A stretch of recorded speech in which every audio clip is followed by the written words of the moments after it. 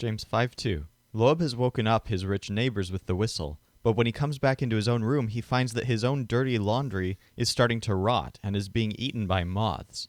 He blows the whistle in alarm. James 5:3. This one has two parts. First, Loeb continues his rounds by running into the bathroom.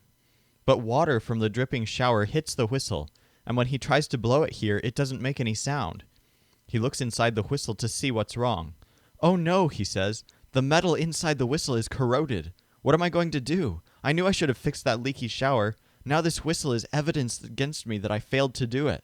Then he remembers he's afraid of corroded metal, so he drops the whistle into the sink. He has this strange belief that when metal is corroded in any way, it turns into acid, so he drops it to avoid having it eat his skin like fire.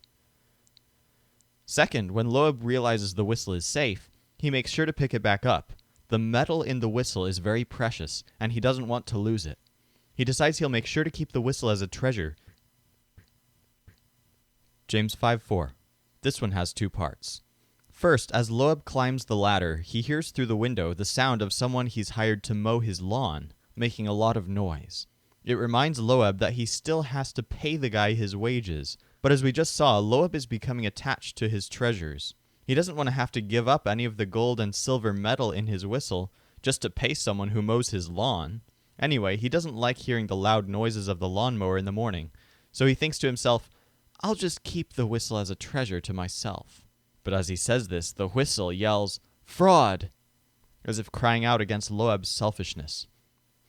Second, when the mower hears the whistle blowing, he yells up at the window, "When are you going to host me and my friends as guests in your house? We harvested your garden for you, and you said we could visit. When will you host us?" Loeb covers his ears because he doesn't want to listen, but he hears what the mower is saying anyway. James 5:5. In the attic, Loeb finds a pile of dirt with a bunch of other whistles sitting around on it in a strange formation. Loeb is surprised at the whistles. He keeps nice antique things in the attic, and here these whistles are just lying around on a pile of dirt, as if they have nothing better to do but to luxuriate and self-indulge in the cool, soft dirt. When Loeb asks them why they like dirt, the whistles reply, "We spend time sitting on piles of earth, because that way nobody picks us up and blows us. We fill ourselves with dirt." Loeb says, "So you just sit around in a weird formation that looks like a fat heart? You may be filling yourselves with dirt, but someday someone's going to come along and slaughter you all out of anger."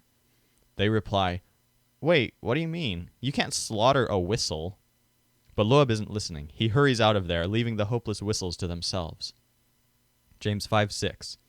In the toy room, Loeb is away from the other whistles, but he's still holding his own whistle. He looks at it and thinks, "I've basically just condemned all the whistles in this house. Should I murder this whistle? I don't think it's done anything wrong." The whistle just sits there in his hand, not doing anything.